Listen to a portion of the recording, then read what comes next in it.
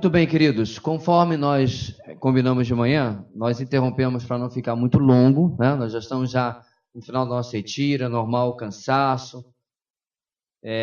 O cansaço é resultado de um bom retiro, né? A gente está tendo um ótimo tempo. Então, nós decidimos, inclusive, fazer uma coisa ainda mais light. Hoje nós vamos terminar a doutrina que começamos de manhã, a 10ª. Vamos ver a 11ª e só. Aí você deve estar fazendo as contas aí, a matemática não está fechando, né? Pois é. Amanhã nós vamos ver a 12ª e só. Amanhã é um tempo menor que nós temos, né? Temos já depois a arrumação de tudo aqui. Então a gente vai ter que dar uma adaptada. Pastor, e as outras duas que estão faltando? Muito bem. Nós vamos abrir um excedente aqui, em algum caso excepcional, e nós vamos ver as últimas duas doutrinas, a 13 e a 14, na EBD de domingo. Ok? Eu sei que nós já começamos o assunto de Filipenses, mas uma vez que a literatura está um pouco atrasada, e de qualquer maneira, mesmo que ela chegue amanhã, né, ou quinta na minha casa, vai chegar um pouco em cima para que eu mesmo fique familiarizado com ela. Conversei com os presbíteros, a gente decidiu fazer essa adaptação, ok? E assim, mais um motivo para você estar na EBD domingo, para fechar o ciclo daquilo que nós vimos agora, tá? Se você faltou algum dia, não veio todos os dias, e depois a gente vai anunciar a igreja também, a gente vai usar sempre o recurso, por isso que a gente está aqui, né? Oi, mamãe. Para gravar e preservar para que você possa assistir depois, inclusive porque alguns falam assim, pastor, está muito bom, mas eu preciso rever. Você vai poder rever depois, com certeza. Amém? Vamos orar? Deus querido, muito obrigado pela nossa oportunidade essa noite de continuar examinando a Tua Palavra e aprendendo mais de Ti. Derrama sobre nós do Teu Espírito, sobre nossas mentes e corações, iluminando e dando-nos condição de entender a Tua Palavra. Assim, ó Deus, aplicá-la às nossas vidas. É o que oramos em nome de Jesus. Amém.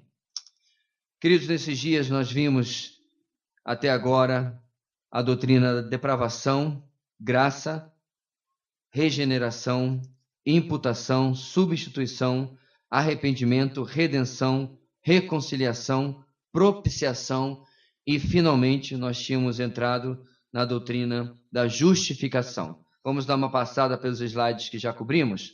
Pode começar aí. No primeiro slide nós temos um texto base, certo? Que já lemos hoje pela manhã. Depois, nós começamos a falar da justiça dos homens, que é esperado que seja imparcial, e Deus muito mais, que de verdade é imparcial. No nosso terceiro slide, nós falamos como que Paulo compreendia o enigma de como um Deus justo pode justificar o homem pecador, e aí nós começamos a ver a base disso através de Paulo dizendo que todos pecaram e reforçando como então Deus pode perdoar, justificar, redimir um homem pecador, lembrando do texto de Naum. E aí que entra, irmãos, a doutrina da justificação. Voltamos então, ou adiantamos, para Romanos 8, para rapidamente ver como que lá Paulo coloca um resumo de como Deus foi predestinando, como Deus foi chamando, então justificando e no futuro nos glorificará. No slide que nós paramos, nós vimos, aliás, não foi aqui que nós paramos não, mais para frente. Nós vimos como que, para entendermos a justificação, nós precisamos relembrar alguns fatos na vida daquele que está justificado em Cristo, ou seja, na vida de todo cristão. Quando a pessoa está em Cristo, o passado se desfaz e o futuro invade o presente. Número 2, quando a pessoa está em Cristo, a justiça dele o torna justo aos olhos de Deus. E 3, quando a pessoa está em Cristo, um enorme conjunto dos fatos salvíficos, né? A graça, a redenção, propiciação, demonstram a justiça de Deus na vida desta pessoa. Agora sim, foi aí que nós paramos. Então nós vamos continuar, irmãos, vendo alguns fatos sobre a justificação. Tudo isso com o objetivo de clarear para nós ainda mais o sentido dessa doutrina. O texto que eu quero começar, irmãos, está em Romanos 8, 30 e 33. 30 e 33. Vamos ler juntos? E aos que predestinou, também chamou, e aos que chamou, também justificou, e aos que justificou, também glorificou. quem fará alguma acusação contra os escolhidos de Deus? É Deus quem os justifica. Repare que eu coloquei entre colchetes, não faz parte do texto sagrado, certo? Um destaque também ali que quem justificou foi Deus. E aí está nosso primeiro fato. A justificação é obra de Deus, uma vez que ele foi o ofendido pelo pecado. Então é Deus que justifica, porque é a santidade dele, é a pessoa dele que é afrontada pela minha transgressão, pelo meu pecado. Como é que se resolve isso? Como é que se concilia isso? Ele mesmo toma a iniciativa, por causa dos méritos de Cristo, é claro, de justificar a todo aquele que está agora em Cristo. Fato número 2, versículo de Romanos 3, 24. Há muitos versículos, irmãos, nós lemos diversas vezes nesses dias. Não tem problema, a gente lê de novo para relembrar aquilo que está naquele texto. Vamos juntos? Romanos 3, 24.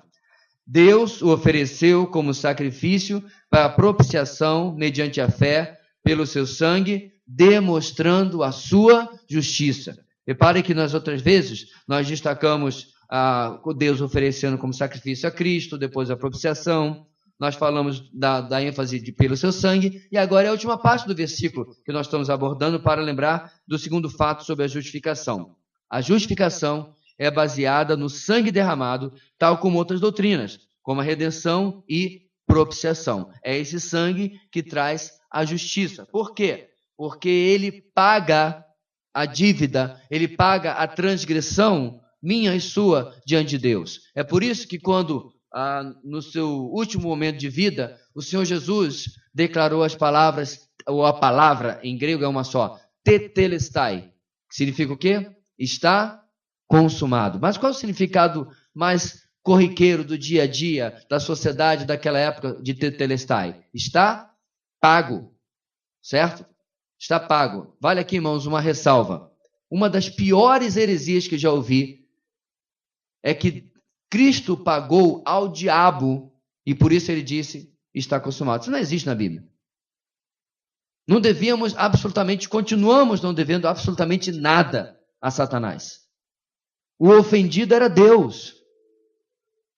Então, Deus, o ofendido, providencia que o seu filho se encarne, o próprio Deus encarnado, e morra no lugar do ofensor para que ele seja pago.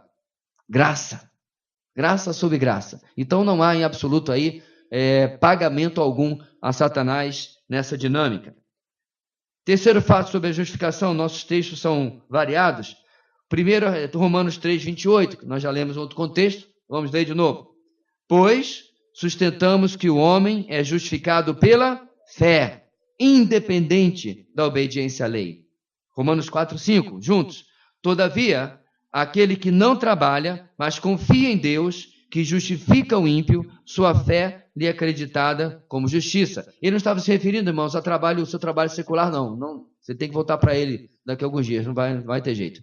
Ele estava se referindo que, no versículo anterior, aquele que trabalha recebe o salário como direito. É dívida para ele. Ele não é nenhum favor quem paga o salário. Aí ele faz um paralelo, ele faz uma comparação. Mas nós que não trabalhamos, pelo quê? Pela nossa salvação, recebemos por causa da justiça de Cristo, porque cremos nele por causa da nossa fé. E finalmente, Romanos 5:1. Tendo sido, pois, justificados pela fé, temos paz com Deus, por nosso Senhor Jesus Cristo. Terceiro fato da justificação. A justificação é baseada na fé e não no mérito humano. Eu coloquei um asteriscozinho do lado de fé, que eu gostaria de fazer uma complementação sobre essa palavra tão mal compreendida. O que eu escrevi aí? A fé é a confiança na obra e nos méritos de Cristo apenas. Ontem mesmo, eu conversava com uma pessoa a quem eu perguntei o que é fé. E a pessoa disse, acreditar. Eu acho que não. Eu acredito em Satanás. Tenho absoluta certeza que ele existe. Mas eu não tenho fé nele. Nenhuma. Nenhuminha. Então, fé não é apenas acreditar. Eu acredito que vocês estão aqui. Inclusive, eu acredito em muita coisa daquilo que você fala, a maior parte do que você fala. Então, o que é fé? É confiança. Fé é não confiar em mim, não no meu mérito, não nas minhas obras, mas confiar nele completamente. É por isso, meus irmãos, que a salvação é pela fé ou mediante a fé, pela graça. É porque quando eu confio única e exclusivamente nos méritos de Cristo, eu estou verdadeiramente colocando fé no sacrifício dele. Em comparação, como é que acontece com a boa parte das religiões? Sempre é, pelo menos das religiões pseudo-cristãs, sempre é Cristo mais alguma coisa. Você pode pesquisar se alguém não compreende o que é fé. Você pode descobrir se alguém não compreende o que é fé, o que é graça, se você perguntar para ele, como é que você é salvo? Aí diz, por causa de Jesus. Entendi. Então não precisa frequentar a igreja. Não, mas... Então não precisa guardar o sábado. Não, peraí. Então não precisa dar o dízimo. O que você está falando? Ele vai dizer que você sim, você é salvo por Cristo, mas tem que perseverar, irmão, viu? Qualquer coisa que você adicione à frase, irmãos, é obra. Ou Cristo é suficiente, ou você está caindo no mesmo erro de Gálatas, que nós interrompemos a exposição antes da minha viagem. Vamos voltar agora. Qual era o problema dos Gálatas? Alguém chegou lá dizendo assim, não, Cristo, legal, mas tem que obedecer à lei também. Tem que circuncidar. Tem que guardar o sábado. Tem que observar um monte de coisas do Antigo Testamento. Então sempre era Cristo, mas, M-A-I-S, acrescido de alguma coisa. Aí você anula a fé, aí você anula a graça. Ok? Quarto fato sobre a justificação. Romanos 3, 24, novamente, destacando, sendo justificados gratuitamente por sua graça. A justificação é pela graça e não pelas obras humanas. Pastor, tem hora que o senhor está sendo meio óbvio. Pois é, irmão, mas a gente precisa relembrar isso aqui.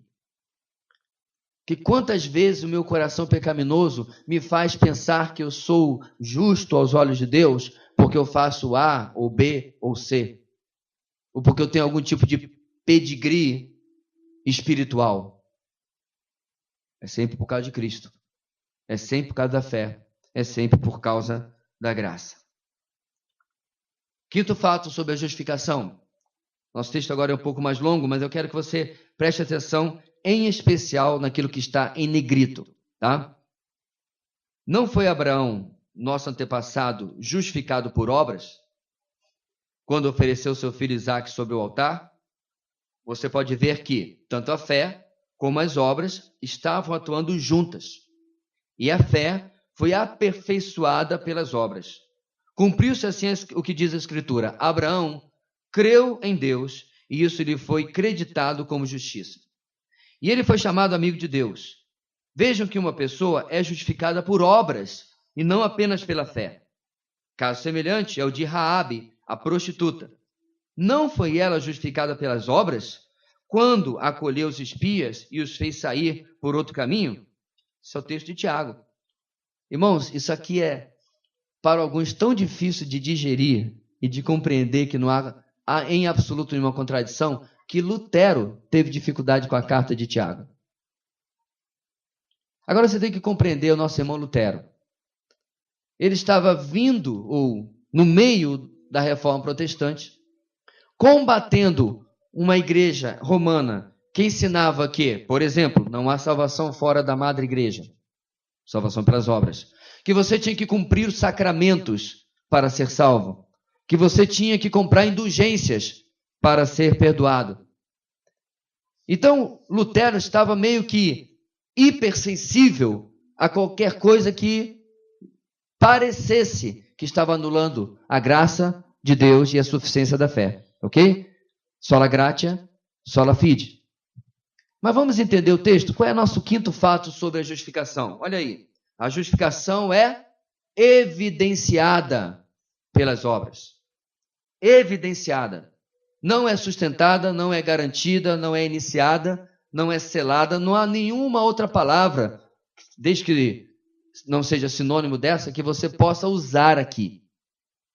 O único papel, meus irmãos, das obras é evidenciar a justificação ou, em termos gerais, uma verdadeira conversão. Se você lembra bem, quando nós tratamos sobre arrependimento, nós lembramos que arrependimento e fé andam juntos, por quê? Porque quando a pessoa de verdade crê em Cristo como Senhor e Salvador, Uma das evidências é o profundo arrependimento. Quer ver só? Não precisa nem ser no Novo Testamento. Isaías capítulo 6, o profeta vai até o templo, fazer a hora silenciosa dele, dar uma orada. E aí lá ele tem aquela visão que você conhece. Ele vê o Senhor, no ano que morreu o rei Uzias, eu vi o Senhor assentado no alto e sublime trono, e as abas das suas vestes enchiam o templo. E os serafins voavam ao seu redor, gritando: Santo, Santo, Santo é o Senhor dos exércitos. Toda a terra está cheia da sua glória. Lembrou do texto? E aí Isaías fez o quê? Começou uma dança profética, porque ele ficou muito animado. É isso que diz o texto, irmãos? Isaías pegou um instrumento e começou a cantar um rocão para Jesus. Bem, para Jesus não, porque não estava lá, mas para Yahweh. É isso que diz o texto, irmãos? Confrontado com a santidade de Deus, confrontado com a visão perspectiva de Deus, ele tem uma visão introspectiva do seu próprio pecado. Ai de mim, que sou um homem pecador. E ele ainda completa: e vivo no meio de um povo pecador, um povo de impuros lábios, tal como eu. Estamos tudo farinha do mesmo saco. E os meus olhos viram o Senhor dos exércitos. Arrependimento. Por que eu sei que teve arrependimento, irmãos? Porque o texto continua, e o serafim toma uma brasa com a tenaz, né, com um ferro, toma uma brasa do altar, toca os lábios do profeta e diz: agora você está purificado. Não existe purificação sem arrependimento. O texto dá todas as dicas. Quando confrontado, irmãos, com a pessoa de Deus, a resposta correta é arrependimento, é quebrantamento, é diminuição. É: Senhor, afasta de mim que eu sou pecador, como Pedro disse, e tantos outros exemplos. Portanto, irmãos, a justificação é evidenciada pelas obras. Quantas vezes, meu irmão, você tem um entreteiro, né, com alguém, brigou com alguém, ficou chateado? Eu tive uma situação dessa quando estava viajando. Fiquei chateado com uma situação, da forma como alguém reagiu, uma série de coisas que estavam acontecendo e tal. E lá, eu desabafei junto com as pessoas que estavam em mim. Olha, vou te contar, viu? Tem hora que dá vontade de não ajudar. Fiquei muito chateado e seiquei. Realmente deu vontade de dizer assim: meu amigo, quer errar? Então deixa eu dar-lhe logo um pontapé para lhe ajudar, para errar de vez. Mas aí o sangue coalha. E o Espírito está lá dizendo assim: tu é muito sem vergonha, né? É muito cara de pau. Aí você é confrontado, irmãos, com as toneladas e toneladas e toneladas de graça de Deus que você já recebeu na sua vida. Das segundas e terceiras e quartas e quintas e sextas e décimas e vigésimas chances que outras pessoas deram a você mesmo. Quando muitas vezes sequer você merecia. E aí eu voltei atrás e fui ajudar, e fui conversar, fui fazer aquilo que não é absolutamente mais nada do que a minha obrigação como irmão em Cristo. Meu ponto aqui, meus irmãos, é que quando confrontado com Deus, se você continuar empedernido no seu pecado, empedernido na sua dureza, uma coisa está muito errada. É o que a palavra chama de cauterização de consciência, em que nada consegue amolecer ou dissolver aquilo que você está sentindo, aquilo que você está pensando, da forma como você está vivendo. Sexto e último fato sobre a justificação. Deus tornou pecado por nós aquele que não tinha pecado, para que nele nos tornássemos justiça de Deus. 2 Coríntios 5:21. Sexta verdade, sexto fato. A justificação é estar em Cristo. Somos justificados por Ele e por estarmos nele. Ou seja, irmãos, é aquilo que nós já falamos várias vezes nesse estudo. Em todas essas doutrinas, elas se tornam realidade da nossa vida, não é porque elas se tornam propriedade nossa. Então deixa eu fazer você entender direitinho. Você não é justo em si depois da sua conversão, você continua justo por causa de Cristo. Ok? Tudo é por causa dele. Ele é a segunda pele que você hoje veste e que possibilita que Deus lhe trate como trataria seu filho unigênito e não como trataria você mesmo.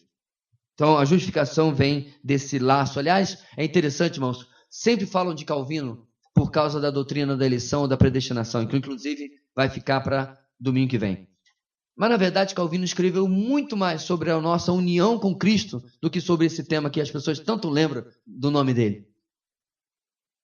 Porque, irmãos, a nossa união em Cristo é a razão da nossa justificação, a nossa união em Cristo é a razão da nossa santificação, é a razão da nossa segurança de salvação, e aí por aí você vai.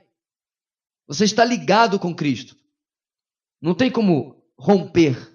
É uma ligação que agora é para toda a eternidade. Estamos em Cristo. Efésios capítulo 1, você vai inclusive ver esta afirmação diversas vezes. Em Cristo, nele, no amado. Paulo repete vez após vez para reforçar esse pensamento.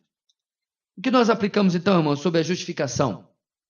Primeiro, o que vem à sua mente quando confrontado com o fato de que um Deus plenamente santo e justo assumiu a sua culpa na cruz para que você pudesse estar completamente justificado diante dele? O que vem à sua mente? Qual é a sua reação?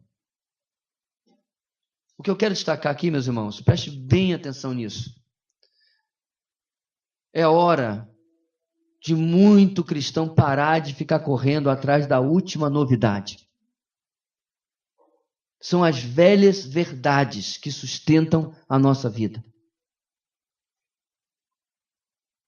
Se você pegar a literatura, pelo menos os últimos 15, 20 anos no meio evangélico, 70% não serve para quase nada.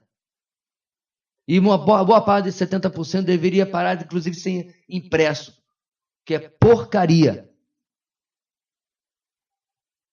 Você espreme e não tem 1 mililitro de doutrina. Aquilo que nós fazemos, irmãos, vem daquilo que nós cremos.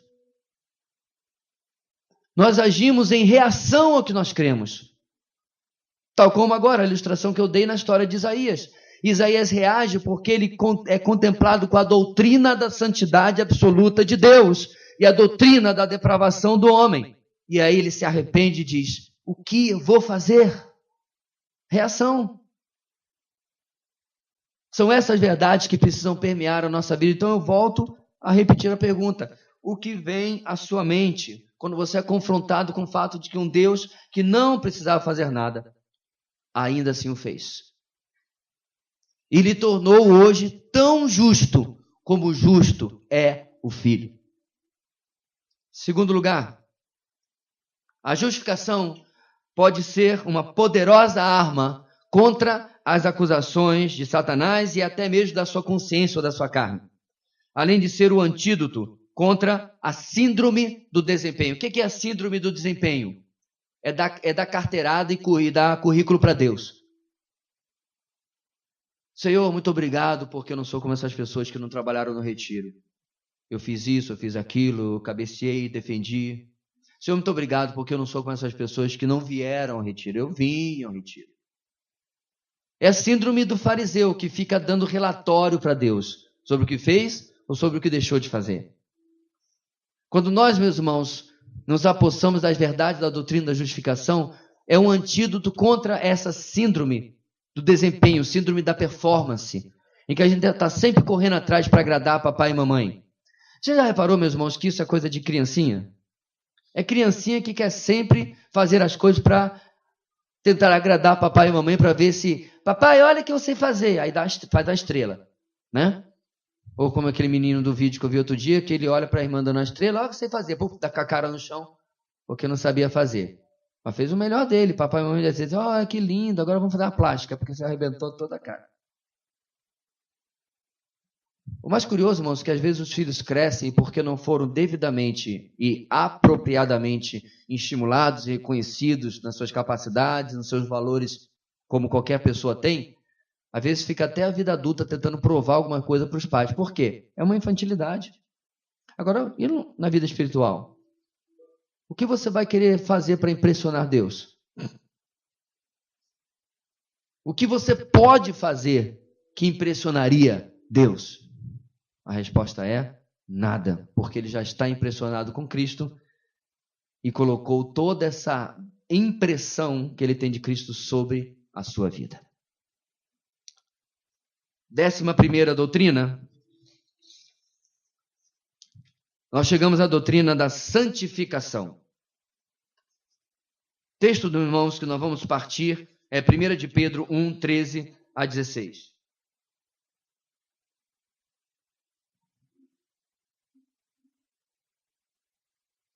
Vamos ler juntos? Vamos lá?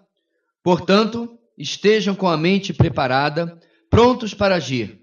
Estejam alertas e coloquem toda a esperança na graça que lhes será dada quando Jesus Cristo for revelado. Agora a parte mais importante. Como filhos obedientes, não se deixe amoldar pelos maus desejos de outrora, quando viviam na ignorância. Mas, assim como é santo aquele que os chamou, sejam santos como vocês também em tudo. Sejam santos vocês também em tudo que fizerem, pois está escrito: sejam santos, porque eu sou santo.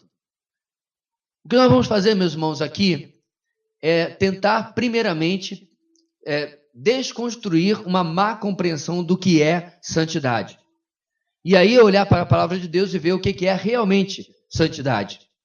E perceber que talvez você esteja buscando uma santificação, uma santidade, que não é exatamente aquela que a palavra de Deus, aqui, por exemplo, está nos estimulando a buscar. Vamos primeiro ver, irmãos, erros em relação à doutrina da santificação. Primeiro erro: o uso da palavra santificação não se refere principalmente ao crescimento na santificação.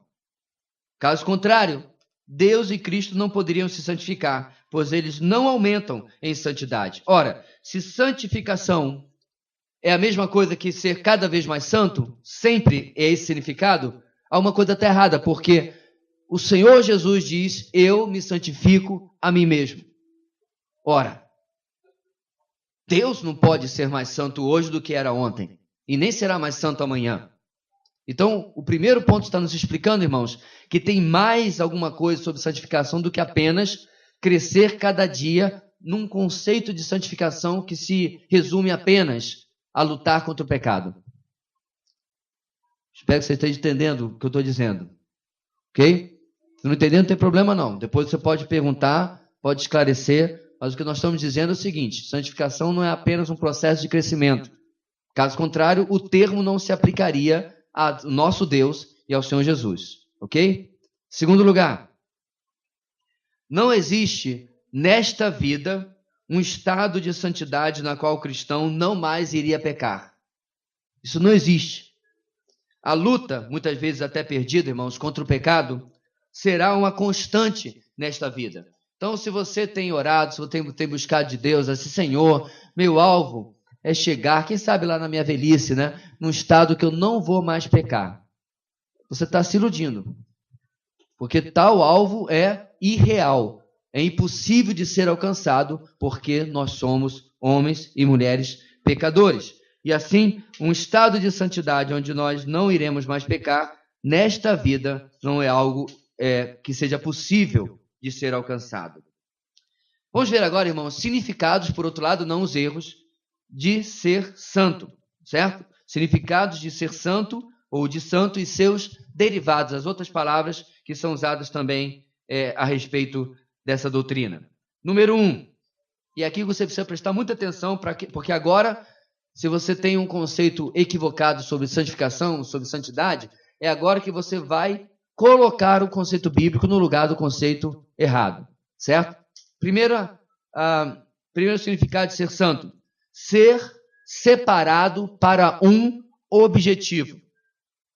Este significado é o que mais se relaciona à pessoa do Senhor Jesus quanto à sua encarnação e seu ministério.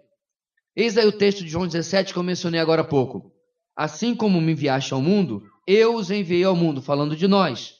Jesus está falando da gente. Em favor deles, eu me santifico. Aqui quem está falando é Jesus. Para que também eles sejam santificados pela verdade. Vamos usar agora, irmãos, o significado que nós acabamos de ver para santidade e trocar o versículo? Vamos lá. Em favor deles, eu me separo para um objetivo em especial. O que ia acontecer, meus irmãos, dali a pouquinho, depois de João capítulo 17? O que ia acontecer, irmãos?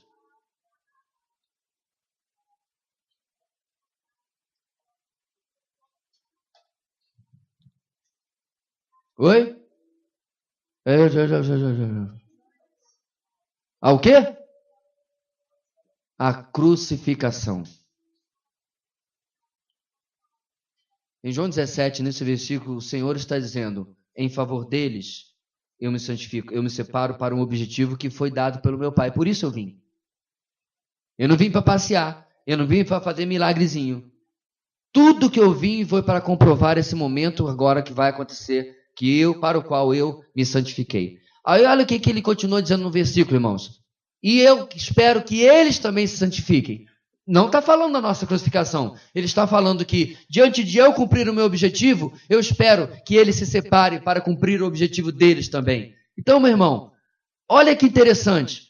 Se você tem andado nos eventos evangélicos dos últimos anos, e os jovens são convocados a ser santo, e adore a Deus com santidade, aí ele abre os braços, não tem nenhum problema, eu estava aqui atrás com os braços abertos também, mas ele abre os braços com a parabólica, aí tem louvor extravagante, louvor isso, louvor aquilo. O que você está fazendo, jovem? Eu tô na santidade de Deus. Que santidade? Sai daí e vai pregar. Cumpre um objetivo, sai do marasmo, sai da mesmice. Sai dos altos e baixos constantes na vida. A vida é o cristão que parece que está num carrossel, só gira em círculos para cima e para baixo no cavalinho. Irmãos, é fato que para alguns fica bastante evidente que eles descobriram qual é o objetivo de Deus para a sua vida, estão no ministério, estão no meio da mata, estão evangelizando muçulmanos. Mas, meu irmão, quer seja como médico, como engenheiro, como pedreiro, como padeiro, pouco importa. Santifique-se. Viva o objetivo para o qual Deus lhe separou do mundo. Ele não separou do mundo para você ficar de programação em programação. E muito menos para ser próspero. Ele separou para cumprir um mandato. Explicando melhor, também era atribuído esse significado aos itens do tabernáculo e do templo, pois eram separados de qualquer outro uso e eram exclusivos para o serviço de Deus. Ninguém podia bater na porta do tabernáculo. E aí, tudo bem, José Levita? Beleza? Então, cara, eu estou com problema lá em casa de vazamento. Dá para você emprestar um vaso aí do templo para eu pegar lá? Não. Não podia nem se pensar numa coisa dessa. Porque aqueles vasos que foram feitos segundo a prescrição de Moisés eram exclusivos, santificados, separados para o templo. Santificados para aquele fim. Para o Senhor Jesus e para nós, se refere a cumprir a vontade de Deus ao se separar da sua própria. Então eu disse, Hebreus 10:7, aqui estou, no livro está escrito a meu respeito, vim para fazer a tua vontade, ó Deus. O autor de Hebreus está falando a respeito do Filho, a respeito de Jesus, que se santifica declarando que ele vai cumprir a vontade de Deus. Outro significado, irmãos, segundo, ser separado daquilo que não é santo. Ser separado daquilo que não reflete a santidade de Deus. E a explicação é claro que apenas separar para um uso ou um objetivo, e então esses serem fins pecaminosos, não é algo bíblico.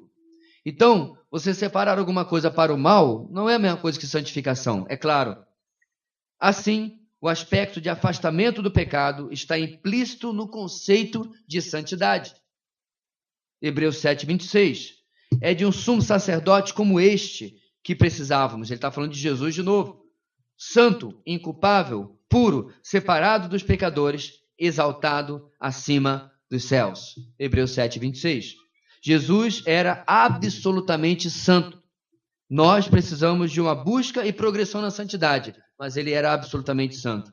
Ele precisava ser assim, caso contrário, seu sacrifício não seria aceito. Irmãos, nosso Senhor era absolutamente santo, porque só o sacrifício completamente puro, como a palavra de Deus diz, um cordeiro imaculado, representado na pessoa do Senhor Jesus, seria aceito diante de Deus. Então, o segundo conceito de santidade é este: é ser separado de tudo aquilo que não é santo. É por isso, irmãos, que quando algum utensílio do templo era contaminado de alguma forma, todo um ritual tinha que ser feito novamente para purificar aquilo lá. Agora, deixa eu dar uma pausa. Isso aqui não vale. Ok? A igreja moderna, ela é meio esquizofrênica, anacrônica. Ela pega uma coisa lá do Antigo Testamento e traz para cá. Certa feita nós estávamos numa roda e o camarada puxou uma música de MPB. Roda de amigos, roda de crentes. O dono do violão olhou para ele com os olhos quase que saltando das órbitas. Meu irmão, não faça isso. Ele, isso o quê? Derrubei o violão? O que eu fiz? Não faça isso porque esse violão é ungido. Só pode tocar corinho. Eu não estou fazendo aqui apologia à música do mundo ou qualquer coisa. Era uma MPB tranquila, sem letra em nada. Irmão, não existe instrumento ungido, púlpito ungido, prédio ungido, carro ungido. Não existe absolutamente nada disso hoje em dia. Aquilo era um símbolo do Antigo Testamento, no tabernáculo. Ok? Pastor, mas comprei um carro zero, queria que o senhor ungisse. Ué, se o carro for bom, quero dar uma volta nele, mas ungir não vou ungir, não. Não existe isso no Novo Testamento. Isso é pegar uma doutrina vencida, caducada da antiga aliança e querer aplicar na nova aliança. Ok, irmão? Isso é um parênteses para você compreender como que as pessoas atropelam a doutrina bíblica de uma forma ou de outra. Terceiro significado de santo. Tamo junto, amém? Pastor Silas Campos, que vai estar com a gente no final do dia, ou final do ano, ele fala assim, tamo junto, todo mundo faz, bate palma. Eu achei legal, vou começar a adotar aqui, especialmente nos retiros. Vamos lá. Terceiro significado de santo, ser separado para Deus. Este conceito está ligado ao título de tratamento comum nas cartas do Novo Testamento, isto é, santos. Por exemplo, 1 Coríntios 1:2, a igreja de Deus que está em Corinto, aos santificados em Cristo Jesus e chamados para serem santos, juntamente com todos os que em toda parte invocam o nome do nosso Senhor Jesus Cristo, Senhor deles e nosso. Irmãos, qual era a igreja mais trabalhosa para Paulo em todo o Novo Testamento?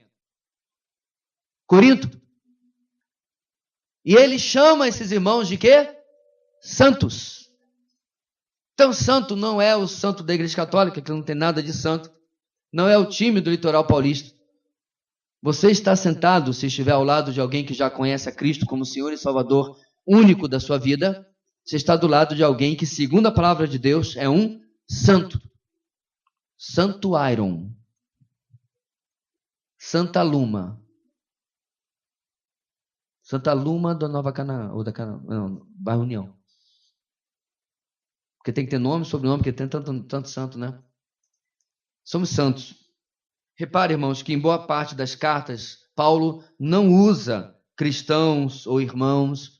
Ele chama até mesmo os irmãos da difícil igreja de Corinto de santos. Ou seja, é um tratamento que cabe a todo cristão.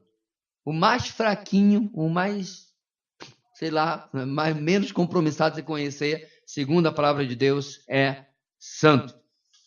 Agora vamos ver, meus irmãos, estamos caminhando para o final, os 3 aspectos da doutrina da santificação no que se refere à forma como ela age e se aplica na minha e na sua vida, ok? Isso, inclusive, é algo tranquilo que nós já vimos na EBD, então a gente vai apenas relembrar de certa forma. Vamos lá.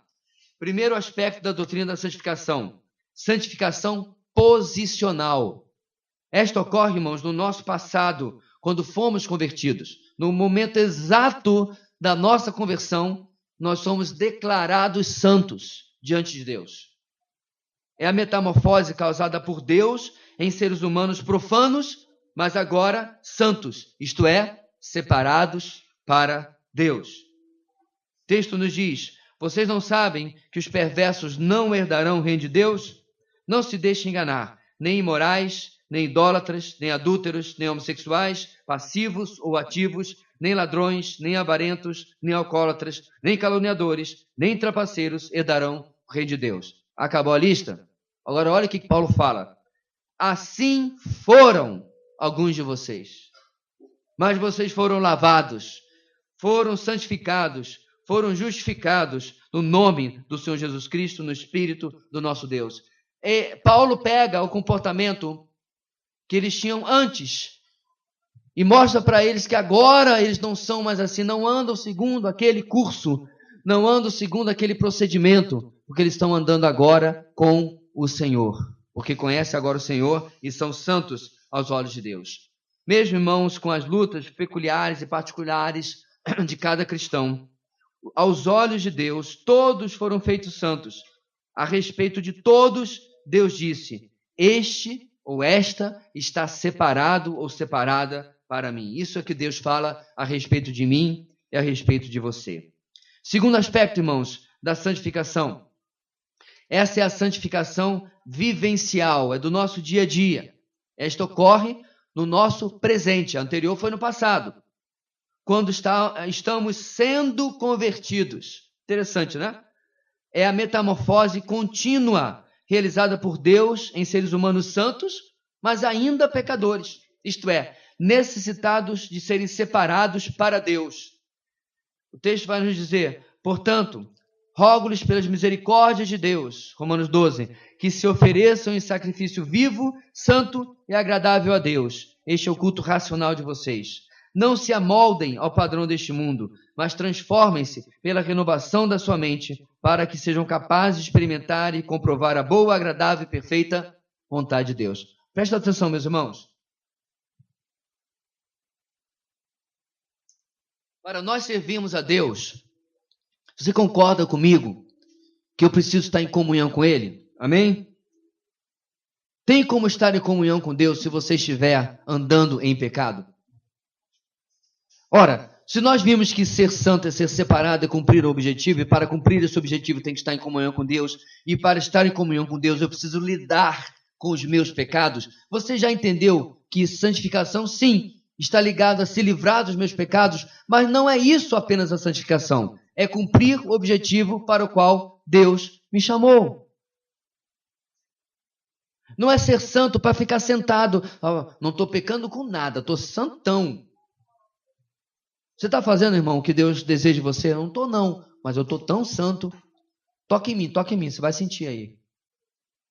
É uma santidade, irmãos, que se ensina hoje nas igrejas, desprovida de carne e osso, desprovida de fatos, de vida, de vivência.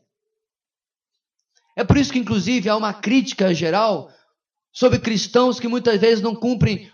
Pode não ser o objetivo para a nossa vida, mas faz parte dos objetivos de Deus, que é amar o próximo e ajudar o necessitado. E aí o mundo necessitado está passando ao nosso redor. Minha casa está farta, minha casa está cheia, está tudo ótimo. Então, o que eu vou fazer, né? Vou me importar por quê? É falta de santidade. Porque naquele particular eu também estou deixando de cumprir parte do objetivo de Deus para a minha vida. Este processo dura toda a nossa vida. Cada um de nós está em um estágio diferente, em áreas diferentes. Então, meu irmão, você está em santificação e é provável, é bem possível que uma determinada área, você está lá, né? Lá em cima, está indo bem, uma bênção. E eu estou cá embaixo, quase sendo já rebaixado para a segunda divisão. Agora, o interessante na família de Deus é que é possível, muito possível, que em outra área da sua vida, eu estou lá em cima e você está nadando cachorrinho para deixar meia narina fora da água, quase afogando. Não é interessante isso? Por que eu estou falando isso? Aonde fica a arrogância? Aonde fica a vaidade? Se cada um de nós está lutando contra o pecado, apenas em áreas distintas, todos nós precisamos da graça de Deus e da graça uns dos outros na nossa vida. Terceiro aspecto, irmãos, da santificação, a santificação final. Nós vimos aquela que aconteceu no nosso passado, está acontecendo no nosso presente, esta ocorre no nosso futuro. quando seremos definitivamente convertidos ou glorificados, é a metamorfose final realizada por Deus em seres humanos santos e não mais pecadores. Somos livres do pecado, isto é, definitivamente separados para Deus e separados do pecado. Pastor, mas e o tal do objetivo? Ora, e quem disse que na eternidade você não vai ter um objetivo aos olhos de Deus? Ou você acha que vai ficar de nuvem em nuvem, vestido de branco, tocando uma lira? Isso é a revistinha do Maurício de Souza, irmão. Isso não é Bíblia. Na eternidade, Deus restaurará novos céus e nova terra, onde habita a justiça, e a sociedade perfeita, sem pecado, irá ser restaurada e voltará a funcionar, sem agora a possibilidade do pecado, porque nós vamos ser como o Senhor Jesus é. Você pode dizer um amém a isso? Porque, meu irmão, se você não anseia por isso, você está gostando por demais deste mundo. Quem não quer viver numa sociedade onde tudo funciona, onde tudo dá certo, onde reina a justiça, onde inclusive as diferenças entre as pessoas não causam inveja? Vamos cooperar plenamente. Tudo isso por causa da santificação final que o Senhor realizará nas nossas vidas. O texto diz: amados, agora somos filhos de Deus, e ainda não se manifestou o que havemos de ser. Mas sabemos que, quando Ele, nosso Senhor, se manifestar, seremos semelhantes a Ele, pois o veremos como Ele é. 1 João, capítulo 3, versículo 2. Este ocorre, irmãos, no final da nossa vida, quer seja pelo arrebatamento, quer seja pela nossa morte.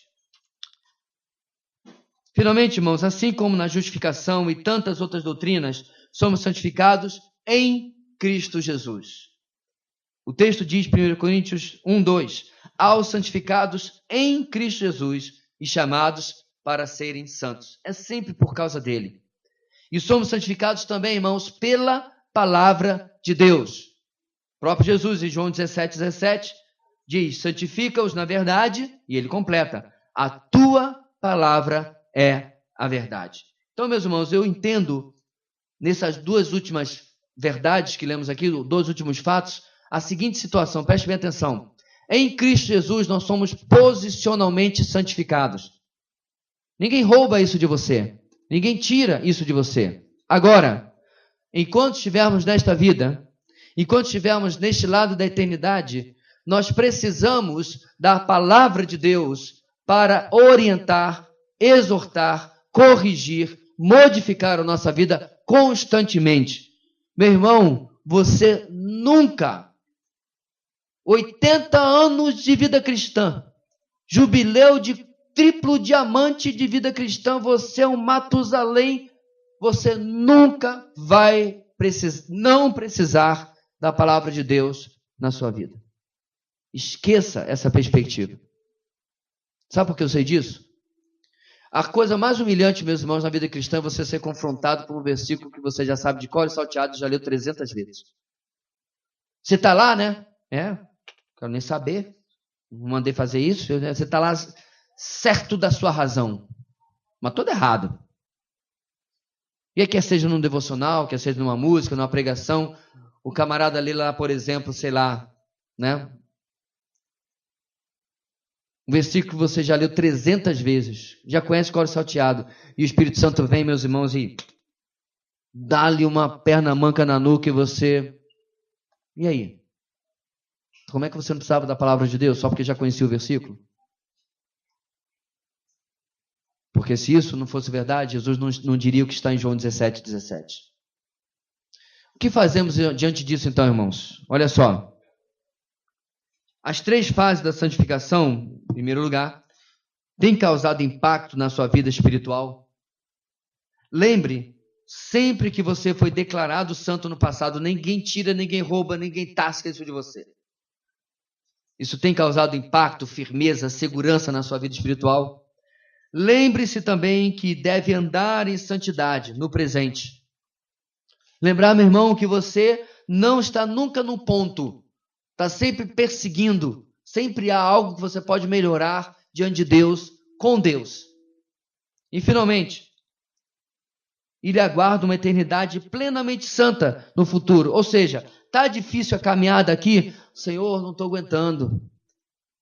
Não estou aguentando a luta contra o pecado. Senhor, não estou aguentando a luta contra as minhas tentações. O Senhor Jesus responde o quê? Calma, meu camarada. A eternidade está logo depois da curva do rio. Está logo ali. Pastor, como você pode saber? Ninguém sabe quando vai morrer. Meu irmão, o que são 10, 20, 30, 47, 60, 70, 80 anos lutando para servir a esse Deus maravilhoso diante da eternidade que Ele mesmo já guardou para nós, aonde não haverá mais luta, dor, lágrima. Coloque em perspectiva a sua vida. Nem que seja para lembrar a frase da irmã Terezinha, mais sofreu Jesus. Pois é fato. É verdade. Eu não estou dizendo, meus irmãos, que é desgastante a luta contra o pecado, não. Não, ela é insuportável. Mas ela é pequena diante da glória que está reservada a cada um de nós na eternidade. Segundo lugar, e assim nós encerramos por hoje, especialmente na segunda fase, ou seja, nosso processo de santificação, você tem tirado todo o proveito possível do poder da palavra de Deus. Eu não ia deixar de fazer o meu momento plim-plim, né, irmãos? Você tem tirado todo o proveito desse livro maravilhoso que você tem nas suas mãos, ou dentro do seu tablet, ou dentro do seu celular, pouco importa.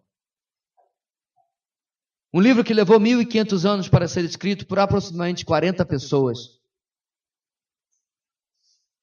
Um livro que foi perseguido, queimado, rasgado, proibido, e ainda assim você o tem na sua mão. E como eu disse, irmãos, em outra palestra, a fome na terra deste livro. Você se lembra daquele vídeo que circulou, ainda está por aí, eu coloquei no meu perfil, dos nossos irmãos na China recebendo uma mala de Bíblias? Eu levei, irmãos, meses para assistir aquele vídeo e não estar em lágrimas. Eles voaram como se fosse literalmente comida. Eles voaram naquela mala de Bíblias. E eles pegaram, cheiravam. Lembra disso? Eles pegaram aquela Bíblia e cheiravam. Eu gosto de cheirar livro novo também. Eu gosto do cheiro de livro novo, mas eu não acho que era apenas cheirando o livro novo. É como se eles estivessem cheirando assim, deixa eu ver se está aqui mesmo na minha mão. Deixa eu ver se é verdade. E aí eu pergunto, meus irmãos, eu tenho aproveitado o acesso à palavra de Deus para usufruir do poder da palavra de Deus? Porque, irmãos, ou a Bíblia é um livro religioso, ou ela é um livro de transformação. Nunca será os dois. Ou ela é o livro que você põe debaixo do braço, leva para a igreja, e durante a semana fica lá na sua estante, fica lá em cima da cômoda. É um livro que você conhece por fora, mas por dentro é uma ilustre desconhecida.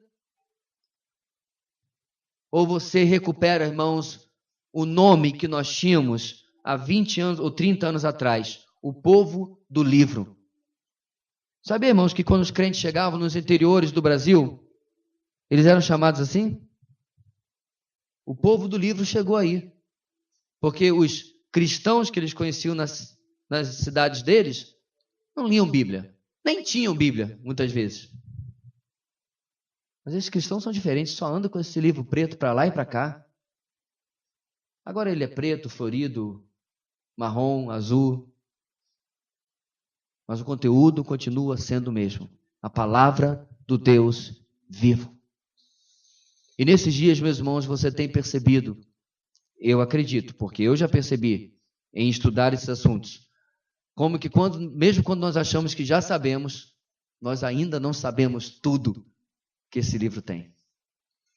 Portanto, irmãos, se nós queremos ser santos, como nosso Deus é santo, Jesus já deixou o caminho para que nós possamos caminhar por ele e chegar até o objetivo, ser separados para o objetivo que ele tem na nossa vida. Eu quero terminar, meus irmãos, lembrando do Monte da Transfiguração.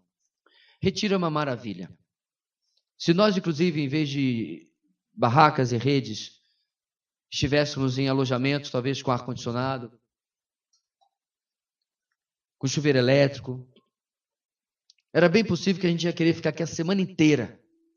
Porque chega um ponto que realmente cansa dormindo mesmo sem conforto e tal, a gente quer voltar para a nossa casinha. Mas ainda assim o retiro é muito bom, porque nós podemos separar tempo e conversar quando durante o ano não conversamos, estar junto e tudo mais. Então me lembra do Monte da Transfiguração, em que Pedro, Tiago e João viram lá Jesus batendo um papo com Elias e Moisés e disse: Senhor, aqui é bom demais, vamos ficar aqui. E o engraçado, irmãos, da proposta de Pedro é que ele fala assim: deixa que eu faça 3 tendas, uma para ti, outra para Moisés e para Elias. Eu fico pensando se Jesus não fala assim: rapaz, e vocês? A gente dorme ao relento, a gente dorme ao relento. Importante que a gente fique aqui. Mas quando eles descem do Monte da Transfiguração, tinha uma multidão necessitando da palavra. A 17 quilômetros daqui tem diversas multidões precisando da palavra. Quer se santificar, meu irmão? Cumpra o objetivo de Deus para a sua vida. Muito bom ficar aqui, aprendendo, fortalecendo, crescendo, edificando. Ótimo. Mas amanhã é hora de descer do monte. É hora de voltar para a realidade e principalmente para a realidade que Deus tem um objetivo para cada um de nós sempre. Deus querido, ajuda-nos, ó Deus, para sermos santos como o Senhor Jesus foi santo, focado no seu objetivo de vida, concentrado naquilo que o Pai encarregou que ele fizesse. Ajuda-nos, ó Deus, a não nos distrair com as coisas desta vida e cumprirmos aquilo que o Senhor deseja de cada um de nós. Durante esses dias vimos tantas coisas que o Senhor já nos capacitou, que já nos guarneceu para que assim pudéssemos agir. O Senhor nos redimiu, o Senhor nos santificou, o Senhor nos justificou, o Senhor nos reconciliou. Estamos prontos, preparados, capacitados para cumprir o teu objetivo. E oramos, ó Deus, para que assim possamos fazer. Muito obrigado, Deus, pela tua palavra nesta noite. Nós oramos em nome de Jesus. Amém.